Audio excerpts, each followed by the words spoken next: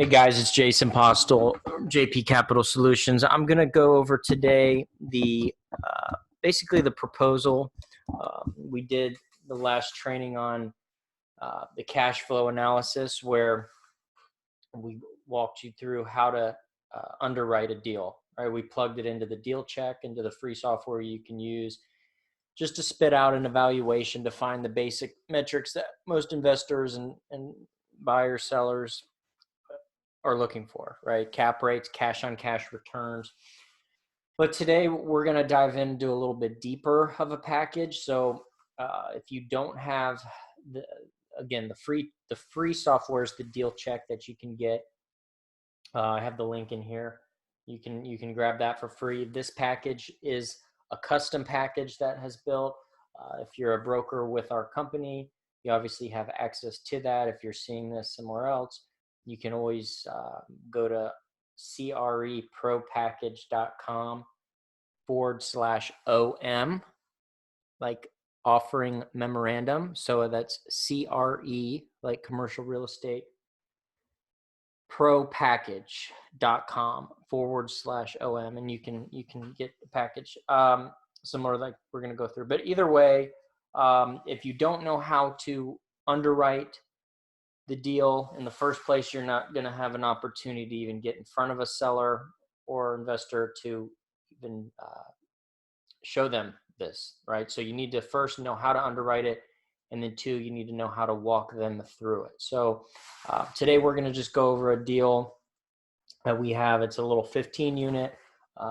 We used the cash flow, the profit and loss statements from the last training we did, and we went over it. So we're going to do the same deal here. We're just going to go through more line items, more metrics. It's going to be a little bit deeper dive. And I'll kind of walk through like a situation like you would be presenting this to a seller or a potential seller on a second meeting, right? We've gone over the cold calls, the database, right? How do you find these properties? We've gone over the cold call to structure that. We've gone over the first appointments, right? How do you get the information to even be able to underwrite it from them at the first meeting that they probably don't even want to be on in the first place? But now this is going to kind of be two trainings in one. It's going to be kind of like a second appointment where you're presenting the proposal, the offering, the evaluation. And the second part is knowing how to go through these line items, what metrics to look for. So it'll be good to add on to the evaluation and underwriting. So here it is. Let them know what they're looking at.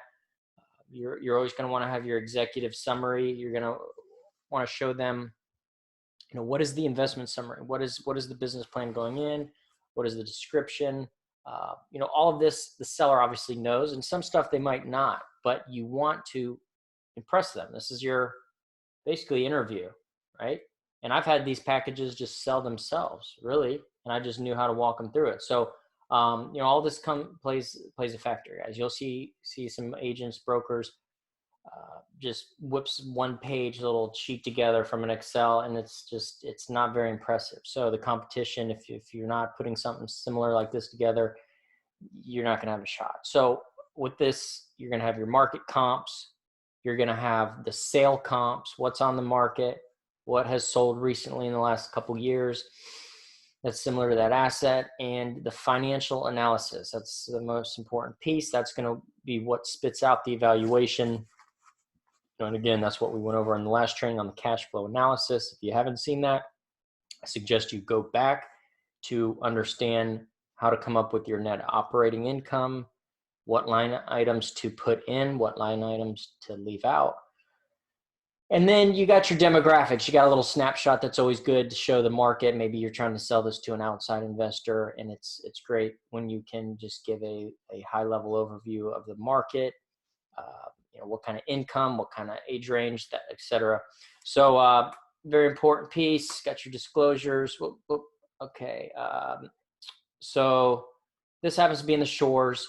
I would breeze through this one if you're sitting there in a meeting, this page, because this has the offering price. And the first the only thing really that the seller is going to want to see at this second presentation, they're not going to want to hear, see, or talk about anything else other than what do you think their property's worth.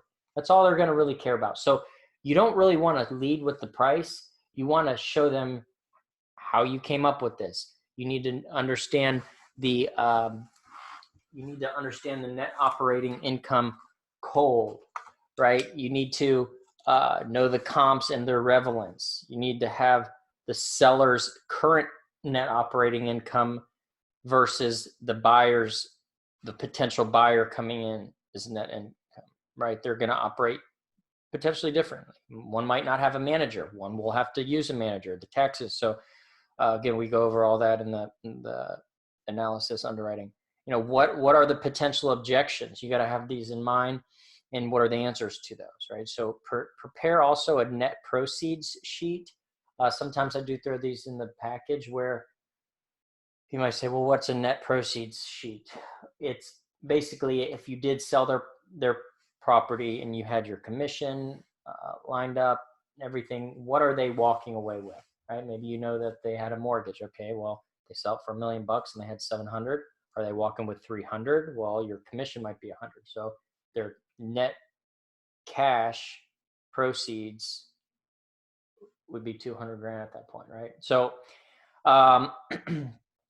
anyway, this sheet again is a great snapshot, but I would not let them really even see the price. Kind of breeze through it. It just kind of goes through the summary here of the offering. It shows some proposed financing terms. You might just want to say, hey, for this underwriting, we put in that we were using 80% leverage, right, at a 3.25% interest rate since they're low. It's on a 30-year AM, and it's a 5-year balloon. So you can just kind of show what you're walking through. And if that just went over your head, that's okay. It's just the terms of the loan that you're letting them know. Oh, hey, remember earlier when I told you the loan, 20% down? Well, this is how you get what they call the cash on cash metric now, right? So again, that's all in the cash flow analysis. Go back, read that if you have no idea what I'm talking about right now. So here's a property description. Again, they will know, but it's always better when you show them, you know, and even better if you can show them or tell them something they don't know, right? So make sure you get good pictures. Here's a little bit more utilities. This is current, what they pay. Little aerial views. Here's the asset, 3 buildings, 15 units total, 200 yards from the beach. I don't overload this thing with pictures. I do have some interiors, not in this package, but you know, this is a numbers deal, right? So they're going to obviously want to see the inside. They're going to want to see stuff, but they want to know the numbers. That's what this is. This is the beauty of this business. It's a numbers. You'll hear me say all the time. It's not an emotional, for the most part. Yes, they might get caught up in the area or some other items, but it's all numbers. So again, to get to your evaluation, you did not pick this up. The market dictated this. Other properties are going to show what's the going cap rate. We base this on income as commercial. So here's the first section of on-market comps. Okay, you're going to show them right now, just so you guys know, it did show in this slide right here. It showed the price per unit. You can see it's $86,667 per unit. So you can touch on these to the seller and say, look, the valuation came out to about 86 a door. You know, we're just under a 7 cap. You know, the market's more around an 8, but you know, we'll get there. And then you at least are starting to manage his expectations while you're going through this. So again, 86 a door we have it at. These are on market comparables right down the road. You can see even right here, it shows 1.1 mile away. This was 88 a door. This is on the market right now. This one's a little bit less. It's 84,000 a door, right? So these are on market right now, and here we are, the 86 a door. But what's more important is the sales, right? You want to have sales. You know, and you want them close. This is beachside, so this first one shouldn't have even really been in here. See how it's 68 a door? It's on the other side of the river. It's not even beachside. So Here's another one. This is Beachside 85 a door. This was a closed sale. Okay.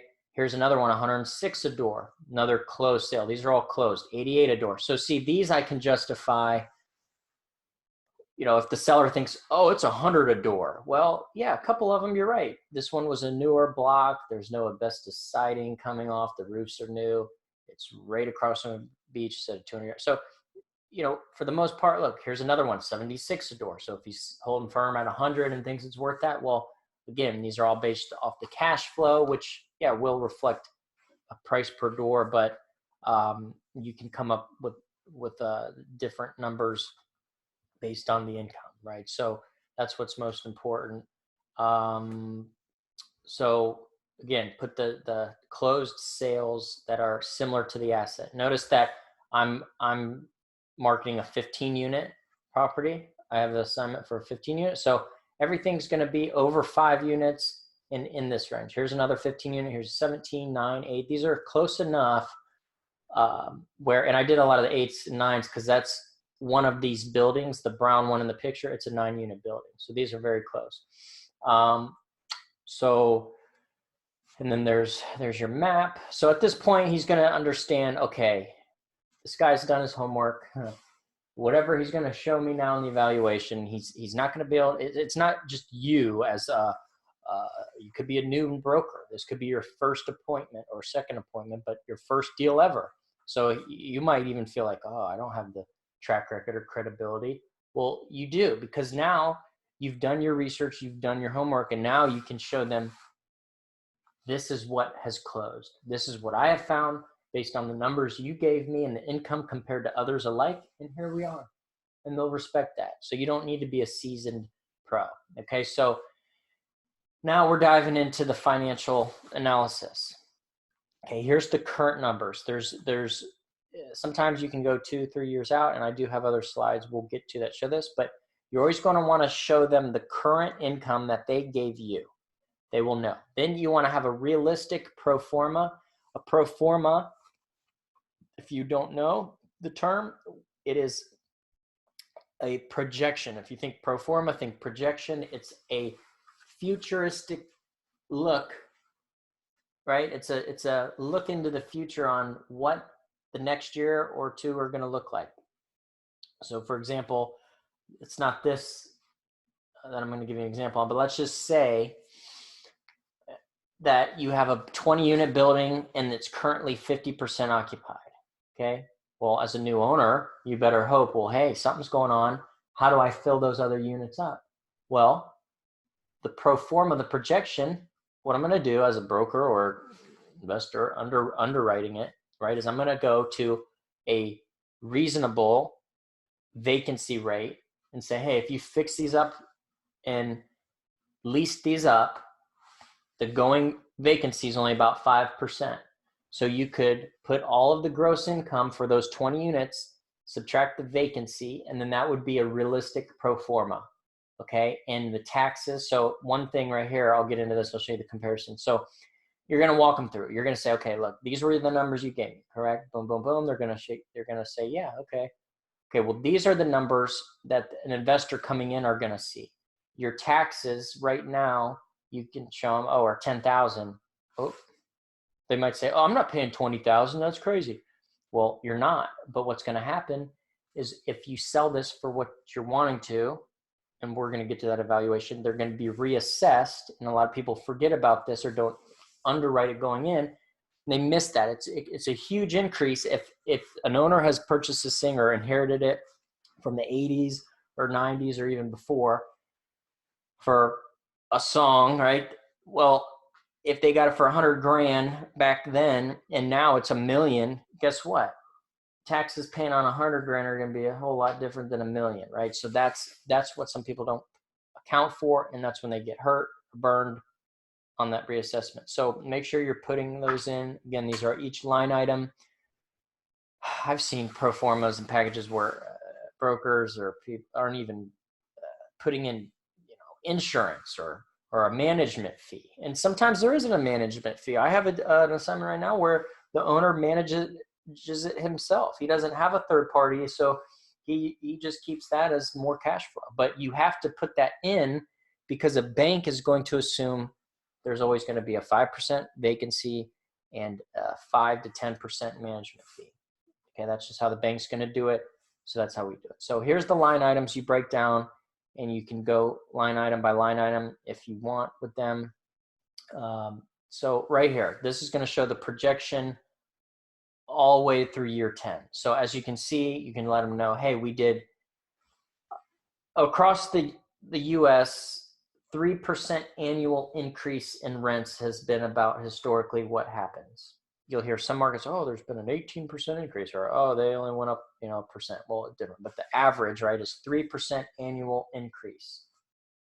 And some of you that might be living in an apartment, you might realize that. Okay, well, what's 3% increase? Well, think about it. $1,000 a year or a month. I'm sorry. Then if you're getting a $30 increase, well, there you go. That's pretty common. 15, 20, $30 a year if you're at an apartment or somewhere like, right? So with that though, you can't just think, oh, every year it's going to increase and then all the expenses are going to same or decrease. No, those expenses, inflation, right? That's what inflation is. It's expenses. So, payroll is going to get more expensive, contractors, landscaping, all of it. So that's a 2.5. It's not as much sometimes.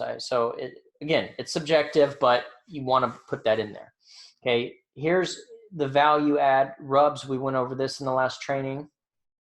If you remember, it was ratio utility billing system. Some call it residential or resident utility billing system. Again, all that is a way, as you see 0, at the beginning of this deck, it showed owner pays utilities. Owner pays all utilities, right? Electric is only accounted for in here that he doesn't. So he's paying all that. So that's a huge value add. If you separately meter them, or again, the utility ratio, it's a ratio utility. You can just, if they're on 1 meter, if it's $10,000 a year for 10 units, you can just divide that up, under $100 a tenant, and you just bill them back and reimburse yourself as the owner. So that's why I did put that in here as a pro forma, because that's a realistic value add that you would call that. Oh, great. Yeah, we can put 20,000 more into our pockets by doing this. The owner coming in. Okay, that's great. Management fees. Again, here's the taxes. So your net operating income here at the bottom line. This is what you're going to base it off before. The NOI is how you get the cap rate. Now, the annual debt service, if you're paying cash, you obviously will not have this line item, but it's very important to get other metrics like the cash on cash and IRR, that this is in here. And if you remember, we said it's a 20% down payment, 80% leverage on the 1.3. That's going to be $50K a year. So your net cash flow is $31,000 on this. And again, this is all after your net operating income, which gives you your cash on cash. So if you do the math to get a cash on cash, so if you see the first line item right here, the 12%, it says 12.1, then you say, oh, cap rate's 6. Well, if you don't even know what a cash on cash metric is, then you're not going to know how to explain it. That's for sure. So we talked about last week how to come up with that evaluation. Again, go back and look if you need more help, but just again, a short little synopsis of what cash on cash is, just so you can follow, is you take the net cash on hand.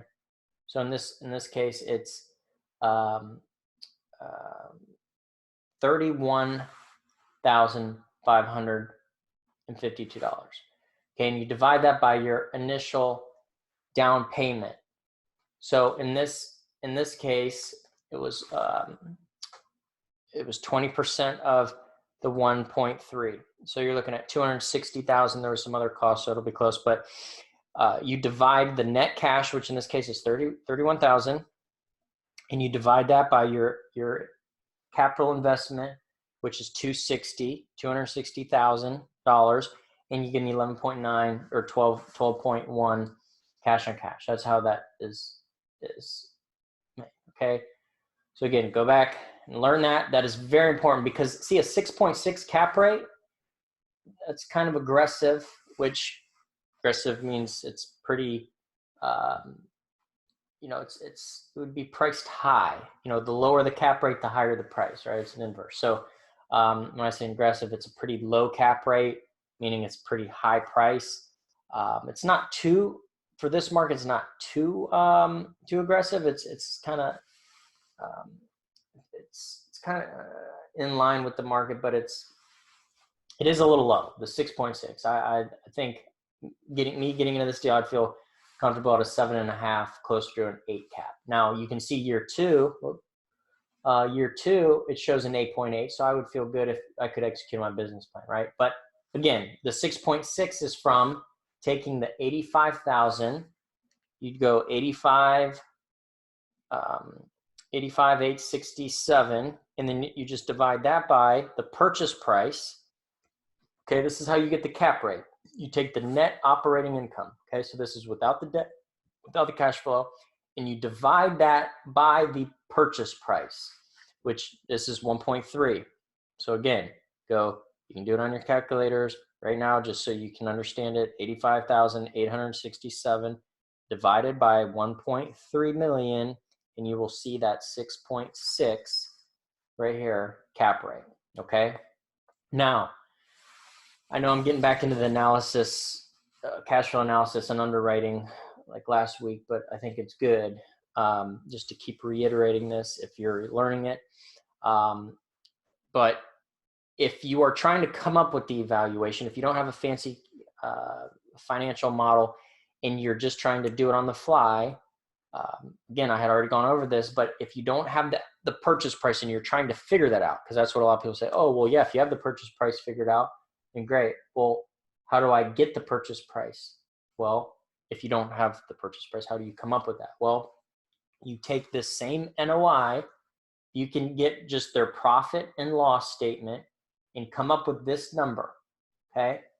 If you've done your homework and you know, okay, if an investor asks you, oh, well, what's an apartment building going for? Cap rate. What are the going cap rates? You'll get that a lot. What's the going cap rate there?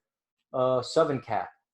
Okay, so a 7% cap rate. If you knew those two things, the net operating income and a 7% cap rate, what would you do from there? Well, you take the net operating income of 85,867 and you divide that by the going cap rate, which in this case it was a 7%. So it's 0.07, that's what you divide it by, and it would spit out an evaluation of 1.226. Okay, so and if you know this stuff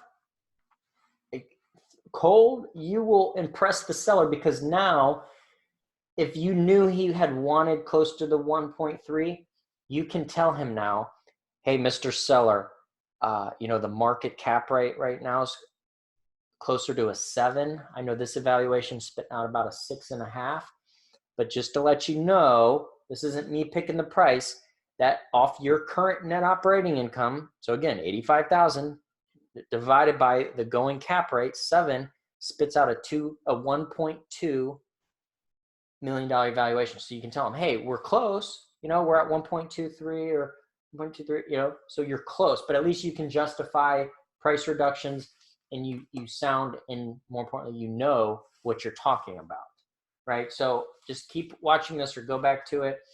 That's how you're going to come up with the two most important, or that is the evaluation, right? Cap rate or number. But again, one's based off just the cash flow. The other is based off net operating income.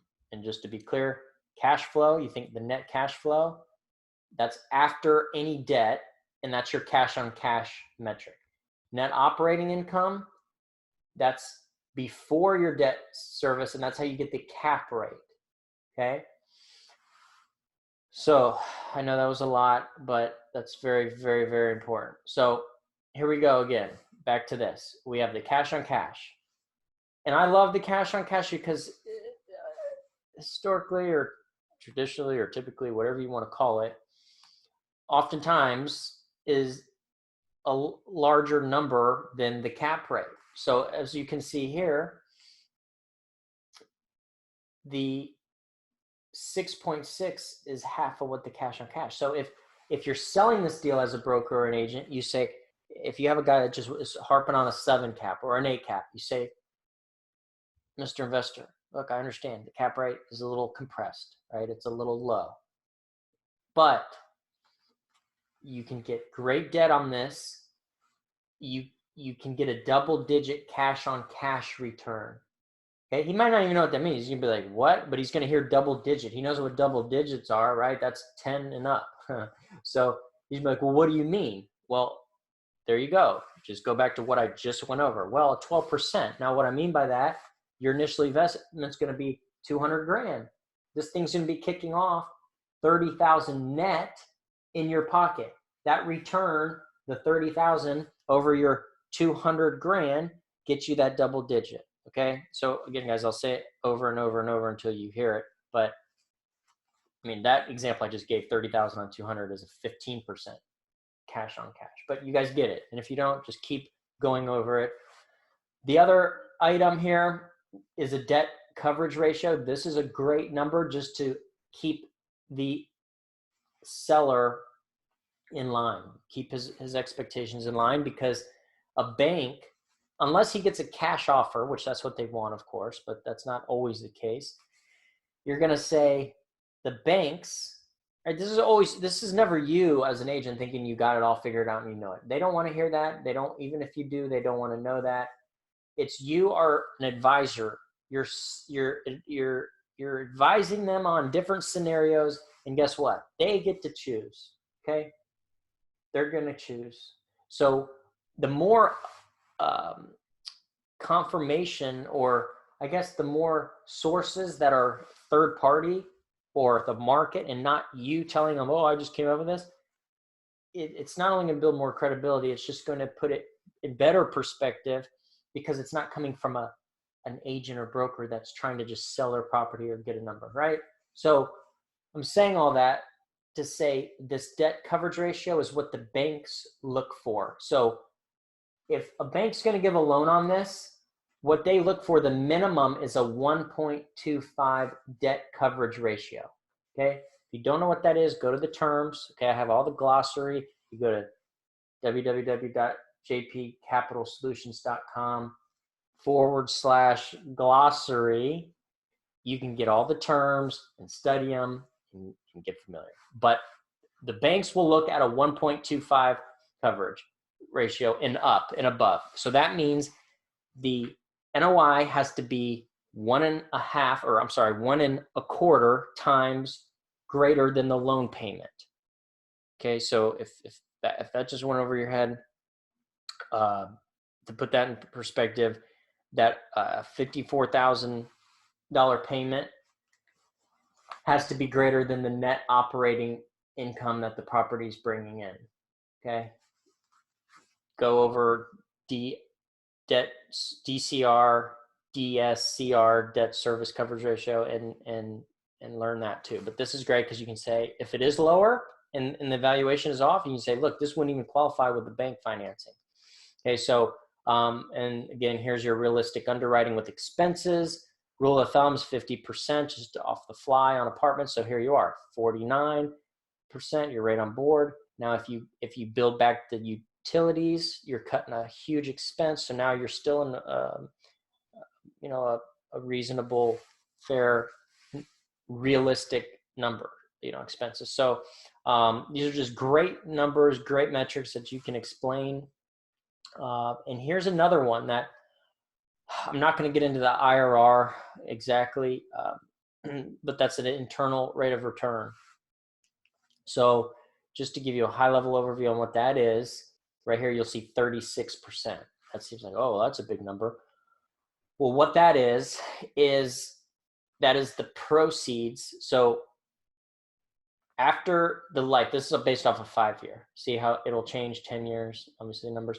This is your internal rate of return. So this is your capital that you will have gained after every year of cash flow after debt service, and the plus the proceeds, right? So what are the proceeds after you sell and pay back loans or whatever? What's your initial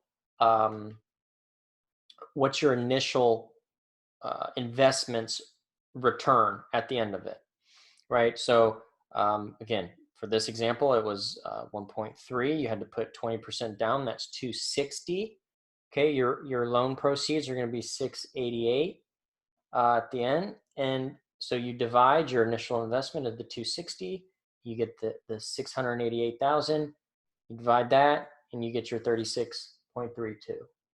Okay, so if that flew over your head again, go back over this.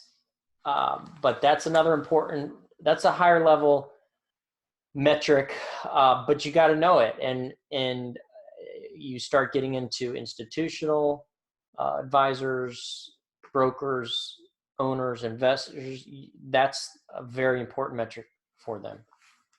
Okay, so that's in here. That's another great metric that you need to study, learn, know how to come up with it. Just know how to talk about it, and don't just like guess at it. You know, if you don't know, you don't know, but tell them you'll figure that out. Okay. So the demographics, again, they're going to know it as a realtor. You can't really say, oh, white people live over there, black people live over there, this is a Chinese neighborhood. You can't, they call it red lighting. You can't, but you know what, there's these are pulled from a source of Esri. That is a data collection agency of throughout the U.S. and it's real numbers. So you know, it goes back from 2000 and it shows even 4 years ahead of time. You know, what is the population growth? Well, this looks good. There's going to be a 5% increase in population.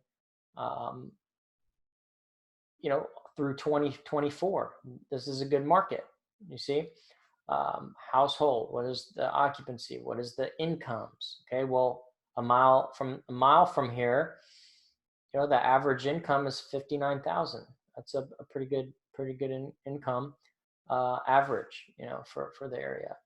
I think the average in this county is like 30,000. So. You know, it's almost double. Again, you're at the beach, and the mile, you got a lot of oceanfront homes and higher income. But anyhow, it just shows, you know, the population. What is the age ranges? What are you know, what kind of tenants are you going to be showing? Again, this is what you're showing a seller that might know this, might not, or you've already gotten the assignment. And you need to know how to convey this to an investor, right? So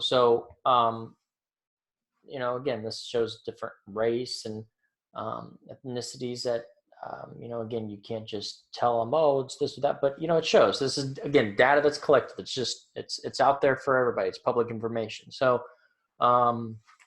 it's good to see it, good to show it. And, you know, of course, have your contact information, pretty little picture of your face. So if you're meeting with them and they didn't give you the assignment yet, you have a nice 40-page deck on their desk with your name, your number, your email, and easy for them to get a hold of you. So, you know, this is a great way to not only earn assignments, but sell them. Just to have, you know, a professional, you know, and I don't even want to say it's different, you know, because as I told you earlier, if you don't have something in a package like this or underwriting capability, then